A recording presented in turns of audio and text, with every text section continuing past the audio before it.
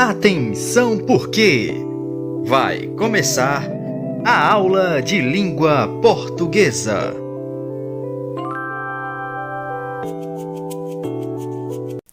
Olá, pessoal do 7º ano EG3, como vocês estão? Espero que todos bem, prontos para mais uma aula de língua portuguesa. Hoje nossa aula de número 24. Vamos iniciar fazendo a correção da atividade da aula 23, tá? Leia a tira abaixo e responda as questões de 1 a 4. Meu calo tá doendo, é sinal que vai chover. Melhor voltar para a cama. Ara, melhorou. Primeira questão. Sobre a tirinha, é possível concluir que o personagem, ele utiliza uma linguagem escolarizada? Não, né? Detém conhecimento da linguagem dicionarizada, aquela que vem do dicionário? Também não. Fala tudo errado, portanto, deve estudar mais? Ou ele consegue se comunicar com o interlocutor? Ele consegue sim haver uma comunicação, porque se trata aí de uma variedade regional, né? Então, há sim comunicação. Então, a alternativa correspondente é a letra D. Segunda questão. A linguagem utilizada pelo personagem da tirinha pode ser caracterizada como uma variante regional, né? Se trata de uma variedade da região em que ele vive, tá? Então, segunda questão, letra A. Terceira, a palavra abaixo que não sofreu variação linguística na tirinha foi, né? Que não houve modificação, que realmente foi falada, foi expressada da forma como ela realmente é na norma culta, né? De forma mais formal. Foi a palavra doendo, tá? Então, a terceira questão, a alternativa correta é a letra B. A quarta questão pedia para que vocês reescrevessem as falas de Chico Bento, fazendo uso dessa linguagem informal, né? Ele utilizou uma variedade regional, então vocês iriam reescrever utilizando a linguagem formal. O primeiro balão ficaria assim, ó: meu calo está doendo. É sinal que vai chover. Balão 2, melhor voltar para a cama. E balão 3, olha, melhorou. Tá? Então, a reescrita dessas falas de Chico Bento utilizando a linguagem formal. Quinta questão. Assinale a frase abaixo em que está escrita de acordo com a linguagem formal, tá? Letra A. Aí nós pira na batatinha. Não apresenta linguagem formal, tenho aí uma informalidade.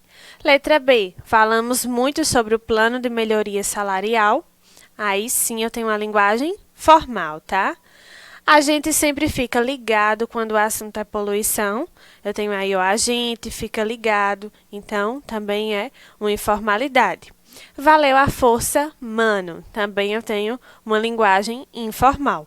Então, quinta questão, a alternativa que correspondia à linguagem formal é a letra B, tá? Então, pessoal, essa foi a atividade, a correção, tá? Tenho certeza que vocês acertaram, tava bem fácil, tá? Então, vamos para o nosso conteúdo de hoje, que nós vamos falar sobre os adjetivos, tá? Que não é algo estranho para vocês, porém, nós vamos reforçar e rever mais algumas questões, tá? Os adjetivos, tá? Os adjetivos são palavras que vão qualificar ou caracterizar uma pessoa ou um objeto. Vejamos aí nesses dois exemplos. Aquela casa é muito pequena. Aquela menina é muito grande. Então, eu tenho aí dois elementos, né? O pequeno e o grande, né? O muito pequena e muito grande, que estão caracterizando aí, tá?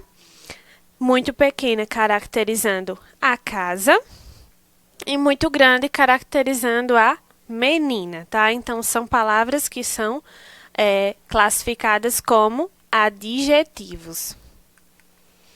A adjetivação ela pode ter um teor negativo ou positivo e precisa necessariamente variar de acordo com o gênero, masculino e feminino. A quantidade, quando se trata de singular ou plural, e também nós vamos ter o grau dos adjetivos, que é o comparativo e o superlativo. Vejamos aí alguns exemplos também dessa questão do adjetivo, tá? Alguns adjetivos aí nesse trecho. Era um vira-lata pequenininho, peludo e mansinho. A coisa mais engraçada do Nanuque era que ele saía de casa para dar umas voltinhas na redondeza. E sempre que voltava, trazia entre seus dentes um objeto qualquer, carretel, graveto, pedra. Um dia ele trouxe uma fivela, novinha, bonita, de madrepérola com fios dourados. Então, observem aí os adjetivos que foram utilizados com vira-lata, ó. Pequenino, peludo, mansinho, tá? Trouxe aí qualidades para o vira-lata. A fivela, ela disse que ela era o quê? Bonita, novinha, tá? E a coisa engraçada, tá? Então, eu tenho aí adjetivos, tá? Adjetivo é a palavra que modifica o sentido do substantivo, que vai dar qualidade, vai indicar qualidade, defeito, estado ou condição. Os adjetivos, eles podem ser classificados em primitivos e derivados, tá? Nos primitivos, os radicais que por si mesmos apontam qualidades. Claro, triste, grande, vermelho, tá? São adjetivos primitivos. Por quê? Porque são radicais. A partir deles, eu posso formar outros, tá? A partir de triste, eu posso colocar tristemente, tá? E assim por diante. Então, são adjetivos primitivos. E os derivados, que são formados a partir de outros radicais. Por exemplo, feliz é um adjetivo primitivo, tá? Eu acrescentei aí o in, né? Formou infeliz. Então, eu tenho agora um adjetivo derivado. Da mesma forma, azulado, que vem do primitivo azul, tá? Então, são adjetivos derivados. Nós temos também os adjetivos simples, que apresentam um único radical em sua estrutura, uma única palavra, tá? Apavorado, feliz, alegre, enfim, tá? Entre tantos outros, mas aí ele vai apresentar apenas um radical, então ele vai ser simples. E composto é quando ele apresenta pelo menos 2 radicais em sua estrutura. Ó, ítalo-brasileiro, socioeconômico. Eu tenho a junção aí de 2 palavras, a junção de 2 radicais, 2 adjetivos. Então, eu tenho agora um adjetivo composto. Nós temos também os adjetivos chamados pátrios, né?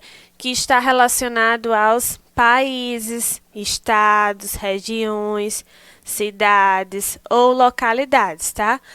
Brasileiro, goiano, carioca, acriano, capixaba, tá? Então, são os adjetivos que são dados a partir de cada localidade, região, cidade, tá? Quem nasce em São Caetano é São Caetanense, quem nasce em Caruaru, caruaruense, tá?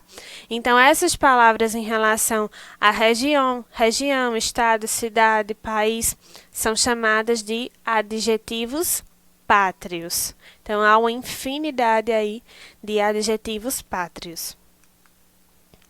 E vamos lá para a flexão dos adjetivos.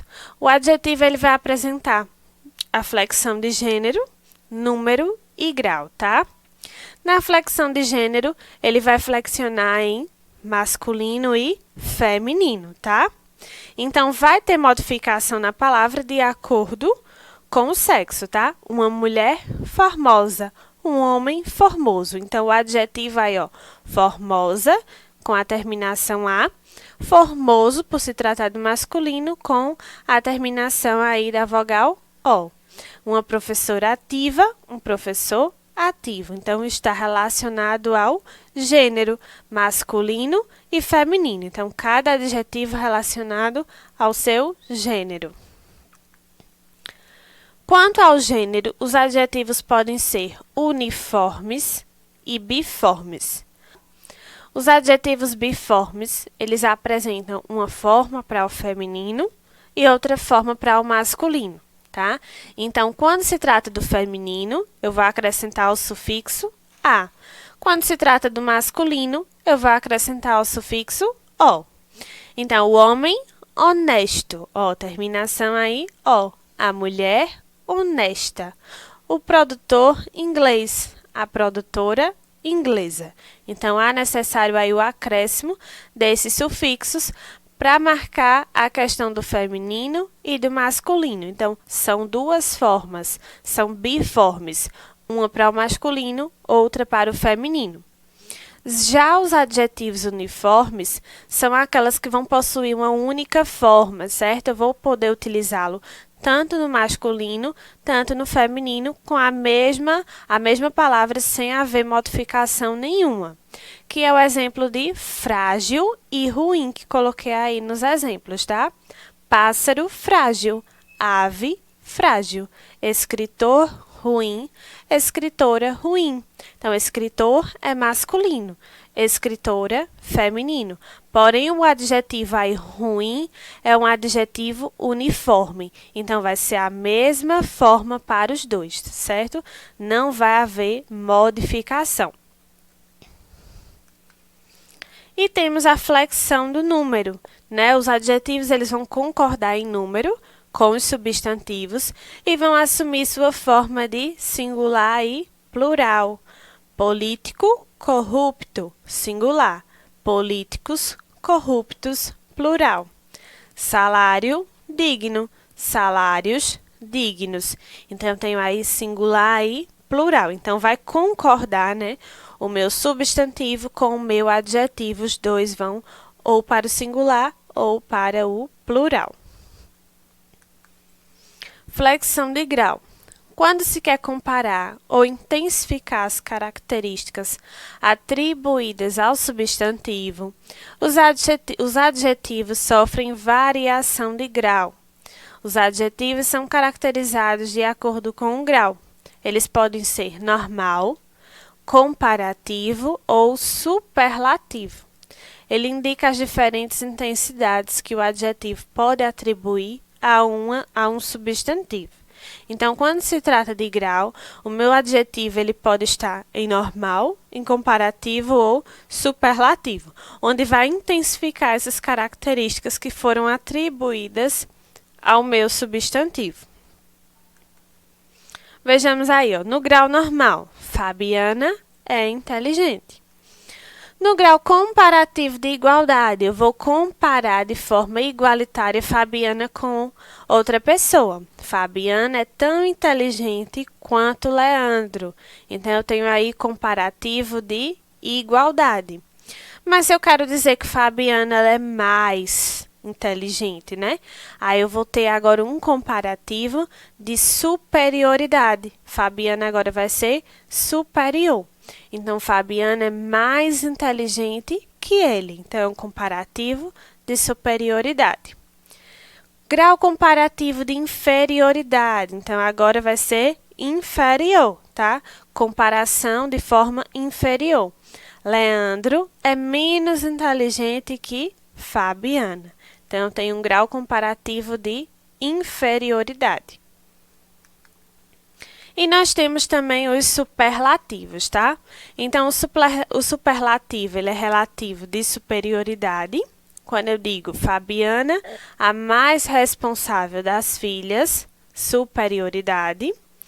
Quando eu digo Tamires é a menos responsável das filhas, eu estou me referindo a ela como relativo de inferioridade. Então, eu vou ter um grau superlativo relativo de inferioridade.